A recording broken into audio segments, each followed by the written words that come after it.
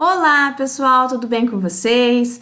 Vamos aí para mais uma aula. Hoje nós vamos finalizar o nosso conteúdo sobre verbos e vamos também fazer algumas atividades. Então, para iniciar, nós faremos as atividades da gramática que eu deixei aí para vocês na página da nossa disciplina no dia de hoje, tudo bem? Então, nós vamos fazer juntos essas atividades, tá bom? E depois nós vamos estudar alguns verbos irregulares. Esses verbos são verbos que geram alguma dúvida ou são verbos aí que caem muito em concursos e provas. Tudo bem? Vamos lá então? Então nós vamos começar pegando a nossa gramática lá na página 232 e 233. Faremos os exercícios 1, 2, 3 e 4. Tudo bem? Peguem a gramática aí de vocês para que vocês possam visualizar as perguntas melhor aí do que as que eu coloquei nos slides, tá bom? Então vamos lá. Lá na página 232, nós temos essa tirinha, tá? Do Laerte, e para responder as perguntas 1 e 2, nós precisamos ler essa tirinha. Então diz assim, no início dessa tira. Este é o carro do filme De Volta para o Futuro. Posso fazer um test drive? Claro! Vrum, né? Talvez eu tenha feito uma besteira. Bom, então nós temos aí uma referência, né, a um filme. Eu acredito que a maioria de vocês conhece, é o filme De Volta para o Futuro, que é de ficção científica, gênero que nós estudamos esse trimestre. Então nós temos aí essa referência ao filme, né, e para compreender essa tirinha a gente precisa ter essa referência, tá bom? Então, do filme De Volta para o Futuro, o carro foi, né, aí foi fazer a viagem, né? O DeLorean, que é o carro do filme, foi fazer essa viagem aí. Talvez o cliente tenha ido embora com o carro, né? E o vendedor tenha perdido aí a sua venda e perdido o carro também. Tudo bem? Então vamos lá. Vamos observar então essa tirinha para responder a primeira questão. A primeira questão diz assim: observe o emprego do verbo ter no último quadrinho. Então vamos voltar aqui a tirinha. Talvez eu tenha feito uma besteira. Uma besteira, perdão. Bom, talvez eu tenha. Veja aqui, esse verbo ter está acompanhado do talvez, né? Essa palavra talvez, ela indica o quê? Vamos fazer assim, antes de responder a letra A, eu já vou responder com vocês a letra B. Por quê? Porque a gente vai pensar sobre o que essa palavra indica, né? Que é a mesma coisa do verbo. Talvez eu tenha. É uma certeza? Não. Qual que é o tempo verbal da certeza? É o indicativo, né? É uma possibilidade ou uma dúvida? Talvez. Sim, né, gente? Talvez é uma possibilidade ou uma dúvida. Qual que é o tempo verbal que indica possibilidade ou dúvida? É o subjuntivo, né?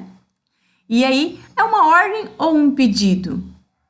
Ordem e pedido? Qual é o tempo verbal que indica ordem e pedido? Essa talvez, com certeza, não é uma ordem ou um pedido, né? É o imperativo. Então, vamos lá. Nós respondemos a letra A e a letra B só fazendo esse jogo aí. Então, nós temos que talvez é uma palavra que indique possibilidade e dúvida. E possibilidade e dúvida nós sabemos que pertence ao modo subjuntivo, tudo bem? Então, na letra A, nós teremos o modo subjuntivo, né, com o tenha, e teremos aí que ela expressa uma possibilidade ou uma dúvida. Na letra C diz assim: que palavra da frase dita pela personagem confirma sua resposta à pergunta anterior? Na verdade, nós trabalhamos com ela aqui desde o começo, né? É a palavra talvez. Estão vendo, ó? Bem simples, e para que a gente consiga perceber nessa questão que nós usamos aí o modo subjuntivo, indicativo, imperativo, nesse caso foi o subjuntivo, para expressar, né, essa possibilidade, essa dúvida aí, tudo bem? Então, a gente usa os verbos de maneira expressiva aí para mostrar o que a gente quer aí, no caso, certeza, dúvida, ordem, né? Nesse caso foi a dúvida, tudo bem? Tranquila essa questão? Bem tranquila, né, gente? Então, vamos para a número 2. A 2 diz assim: observe agora o primeiro quadrinho da tira. Em que modo está a forma verbal é? Então, vamos voltar aqui, ó. Este é o carro do filme De Volta para o Futuro. Veja bem, quando ele fala que este é o carro, ele está expressando uma dúvida ou uma certeza? Ele afirmou, né, gente? Ele falou, este é o carro. Então, é uma certeza. Quando eu expresso certeza, né, eu tenho o quê? Em que modo está a forma verbal? Qual é o modo? Indicativo, subjuntivo e imperativo. Nós acabamos de ver que o modo da certeza é o indicativo. Tudo bem? Tranquilo? Então, ele está afirmando, que ideia essa forma verbal exprime? De certeza ou de possibilidade? Nós acabamos de dizer, né? O daí, né, do verbo ser, né, ele indica uma certeza. Tudo bem? Tranquilo, gente? Então, aí nós tivemos o subjuntivo, nessa tirinha, tivemos também o indicativo. Vocês estão vendo? Os tempos verbais, eles trabalham juntos, mas ali, e os modos, né? Mas cada um expressa uma coisa diferente, dá um sentido diferente ao texto, à frase, ao que nós queremos dizer. Tudo bem, gente? Vamos para a número 3, então? Então, a 3, a gente vai ler este anúncio aqui para poder responder. Aqui no meu slide ele ficou um pouquinho embaçado, né? Porque eu tirei uma foto aqui da imagem da gramática, mas vocês podem acompanhar aí na gramática de vocês o textinho. O textinho diz assim: a burocracia mata a natureza, exige que a lei da Mata Atlântica não fique no papel, né? Aí tem o site aqui para consultar mais coisas, né? Então, o que essa imagem mostra aqui pra gente? A gente está vendo aqui que tem os animais aqui, né, representados da Mata Atlântica, e aqui tem um monte de carimbos, né? Então, é como se tudo fosse ficando preto até consumir o final aqui, né? Os carimbos fossem se emaranhando aqui de tanta coisa, né? E fosse consumindo o final aqui dessa imagem, ou seja, consumindo os animais. Então, os carimbos aqui nesse caso representam a burocracia, né? Para que se preservasse aí a Mata Atlântica, tá bom? Essa imagem, né? Ela traz alguns usos verbais que nós vamos trabalhar, então, nas questões 3 e 4, tá? Então, vamos lá. A 3 diz assim: na parte superior e na parte inferior do anúncio foram empregados 4 formas verbais. Observe o emprego da forma verbal fique no texto da parte inferior. A burocracia mata a natureza. Exige que a lei da Mata Atlântica, não fique só no papel. Ela expressa certeza ou possibilidade? Olha lá, gente, vamos voltar lá ao anúncio. Aliás, podemos ler por aqui mesmo, né? Exija que a lei da Mata Atlântica não fique só no papel. Certeza ou possibilidade? Gente, na verdade aqui, eu vou discordar um pouquinho aqui do que o texto está falando aqui, tá bom, gente? Por quê? Para mim, não fique, não é nem certeza, nem possibilidade. Vocês vão concordar comigo que essa primeira expressão indica o quê? Né? Exige que ela não fique, é do negativo, imperativo negativo. Então, na verdade, é um pedido, né? Uma ordem, tá bom? Que não fique, tá? Então, não indica nem certeza, nem possibilidade. Vamos fazer uma correção aqui nessa questão, tudo bem? Então, vamos lá. Então, vamos colocar que ela indica um conselho, tá? Uma ordem, tudo bem? Aí diz assim na letra B: quais as formas verbais empregadas no anúncio expressam a ideia de uma ação certa e segura? Bom, nesse caso, ação certa e segura, a gente poderia dizer que a burocracia mata, né? Bom, com mata, aqui, ó, vamos voltar aqui, a burocracia mata, é uma ação certa e segura, tudo bem? Tranquilo, gente? Então, vamos colocar aqui na letra B que a burocracia mata, tudo bem? Então, aí nós temos que a burocracia mata, esse mata, né, do verbo matar, tudo bem? Número 3. Alguma das formas verbais faz um apelo, um pedido ao leitor? Qual que é a forma verbal que faz um apelo, né? Faz um pedido? É o exija, né? Então, nós pedimos aí, usamos o exija, né? Para fazer esse pedido. Exige, então, que a lei seja cumprida. Tá bom? Então, aqui, nesse exemplo, nós temos os verbos aí no imperativo, né? Tudo bem? Tranquilo, gente? Então, nós tivemos aí subjuntivo, indicativo e imperativo.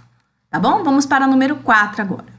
A 4 diz assim: sabendo-se que arquivo morto é o nome dado aos documentos que não são mais consultados ou são muito raramente, qual é a premonição a que o anúncio se refere? Então, quando a gente fala assim, né, essa lei, né, que ele está falando aí no anúncio, não deveria ficar no arquivo morto. O que a gente está falando, então? A gente está falando sobre a morte da floresta, né? Fazendo uma previsão de que, se continuar assim, demorando para que algo seja feito para a preservação dessa mata, então a gente teria aí um arquivo morto, tudo bem?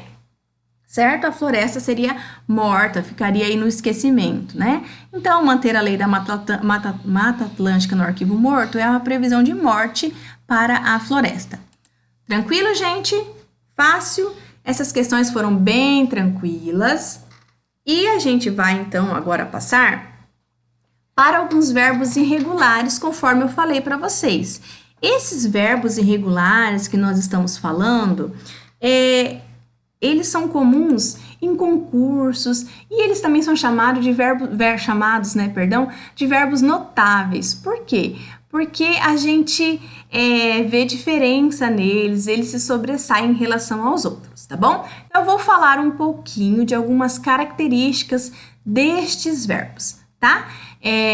Se vocês julgarem legal, aí vocês podem anotar e podem pesquisar mais coisas sobre eles. São verbos que, como eu falei para vocês, geralmente concursos cobram. Então, a gente tem várias minúcias aí para destrinchar sobre esses, tá bom? Tudo bem? Então, vamos lá.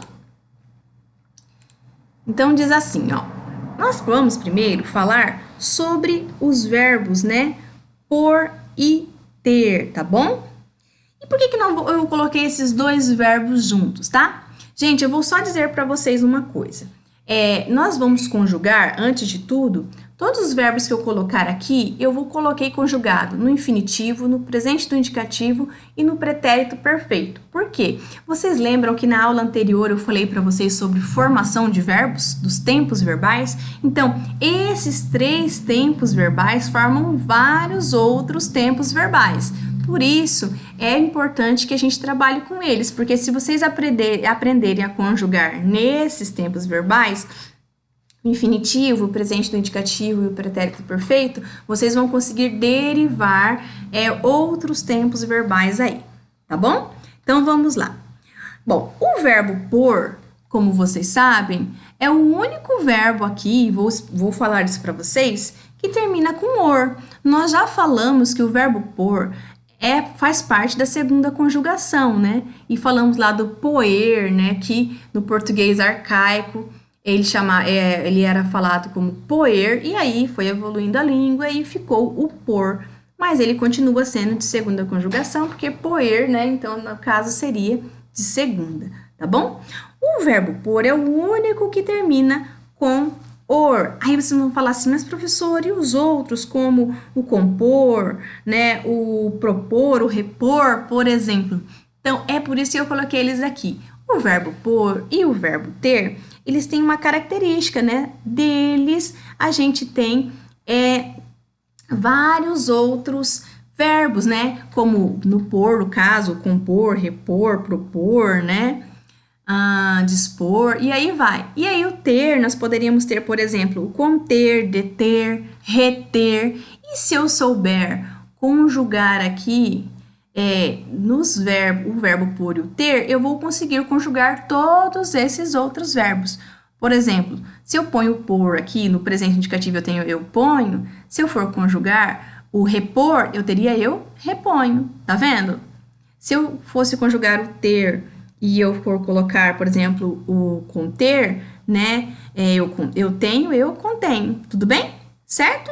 Então, aqui eu vou ter essa característica nesses verbos, eles vão gerar outros. Dessa conjugação, eu vou ter vários outros verbos. Então, se eu aprender a conjugar esses dois, provavelmente eu vou conseguir conjugar vários outros. Tudo bem, gente?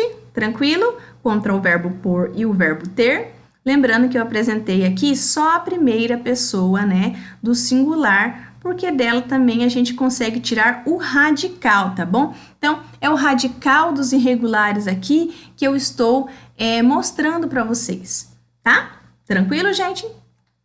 Vamos para o segundo slide aí, de verbos? Então, aqui eu vou ter o verbo haver e o verbo ser. Como eu disse para vocês, o verbo ser é um verbo, né, que eu chamo anômalo, né? E o verbo haver também, em muitos casos, pode ser considerado anômalo, né? Vários linguistas aí o consideram anômalo porque, vocês lembram do que é o anômalo? O anômalo é aquele verbo que ele tem uma mudança muito grande no radical deles, tá bom? Tá? Então, aqui eu vou ter esses dois verbos, né, que são muito anômalos, tá? Que são muito, perdão, tem uma mudança muito brusca de radical. Tudo bem? O verbo haver, ele pode ser, em alguns casos, não considerado anômalo, pode ser considerado só irregular, tá? Mas aí vai depender do gramático que vocês vão utilizar, tá bom? Do gramático aí que vai ter uma linha de pensamento sobre isso, tá? E aí uma coisa que nós podemos destacar aqui destes verbos, né, na questão, por exemplo, do verbo ser, o verbo ser, ele é anômalo, como nós acabamos de falar várias vezes, e também ele não segue a regra do imperativo. Vocês lembram da regra de formação do imperativo, né? Que no imperativo afirmativo eu tenho, por exemplo, que o verbo vem do presente do subjuntivo e do presente do indicativo. Então, no verbo ser, a gente não vai ter isso para a formação do imperativo. Por quê? Porque ele tem uma regra própria, né? Ele é muito diferente dos outros. Tudo bem? Certo? Então, vamos lá, passar para o próximo, tá? E aí, eu tenho o verbo ver e o verbo vir. O que a gente vai ter no verbo ver e vir? Bom, a primeira coisa que acontece é que eles são muito parecidos, né? A gente só muda uma letra, né? O E e o I aqui. Mas a gente sabe que o verbo ver e o vir têm significados diferentes, né? O ver é de visão e tal, e o vir, né, é de movimento. Então, a gente sabe que a gente tem significados diferentes para eles. Mas, muitas vezes, eu conjugo o ver e o vir de maneira semelhante, né? Por exemplo, o que acontece aqui, né?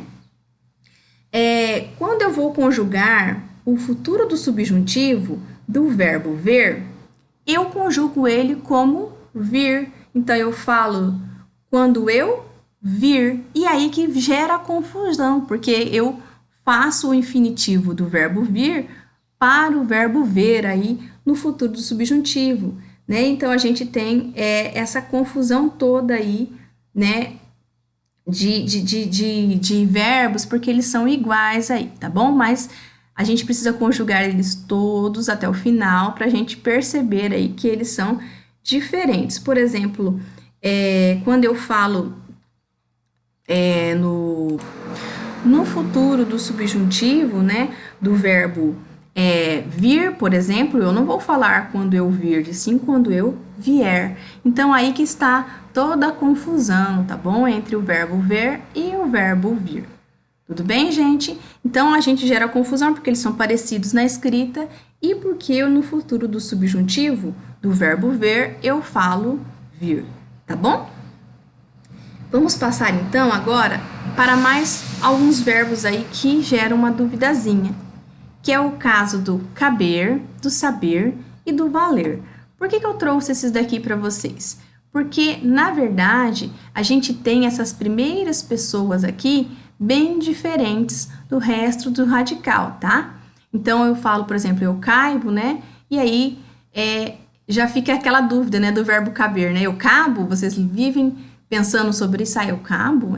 Não, eu caibo, né? Do verbo saber, tá bom? E do verbo valer. Então, nós temos aí essa primeira pessoa, né, que faz a gente ter essa dúvida, né? Então, o radical, né, na primeira pessoa, ele se modifica muito, tá? Olha lá, ó. O caber, né, eu tenho a inserção aí do i, do saber, eu perco tudo, né? E do valer aí também tenho essa problemática aí, porque falta, na verdade, aliás, ele muda totalmente em relação ao radical, né? Eu termino com LH, tudo bem? Então, aqui eu tenho essa mudança brusca de radical, e isso faz esses verbos aí gerarem dúvida e também serem bastante cobrados aí em provas, tá bom? E aí nós temos aí também esse trio, né? O fazer, o dizer, né? E o trazer. Então, o que vai acontecer aqui nesses três verbos? Eu também tenho uma mudança bem grande no radical aqui, ó, da primeira pessoa, se vocês olharem, olha lá. Então, eu falo, eu faço, olha o radical como mudou aqui totalmente, né? O dizer, eu digo, também mudou muito. E o trazer, então, mudou bastante, né? No pretérito perfeito também essa mudança é grande. Então, vocês precisam analisar e ver esses verbos aqui, porque a gente faz muita confusão no uso deles, né? Por exemplo, quando nós falamos de futuro do pretérito e futuro do presente desses verbos, nós temos aí uma mudança bem grande. No futuro no futuro do presente do verbo fazer, eu perco o ZE. Então, eu teria eu farei. E no futuro do pretérito, eu tenho eu faria. Então, eu perco o ZE. E a mesma coisa acontece com o verbo dizer. Eu digo eu direi no futuro do presente e no futuro do pretérito eu diria. Então, tá vendo? Eu tenho grandes mudanças de radicais aqui, de radical nesses três verbos, tá bom? Vamos passar então para esses dois últimos. Esses dois últimos aqui, eles parecem, né? Porém, eles não são conjugados da mesma maneira. Vamos lá, então, ó. No presente no indicativo, eu tenho eu quero, né? E aí, no presente no indicativo do verbo requerer, eu tenho eu requeiro. Opa, não é eu requero? Não, né? Eu requeiro. Então, veja bem, o requerer não é derivado do verbo querer, igual nós achamos. O que acontece quando nós conjugamos o verbo dessa maneira? A gente acaba derivando um do outro. Lembra do caso lá que eu falei para vocês agorinha? Do verbo por e ter? Quando a gente tem verbos derivados deles, a gente sabe conjugar. Por quê? Porque se eu sei conjugar o por e o ter, os derivados deles se conjugam da mesma maneira.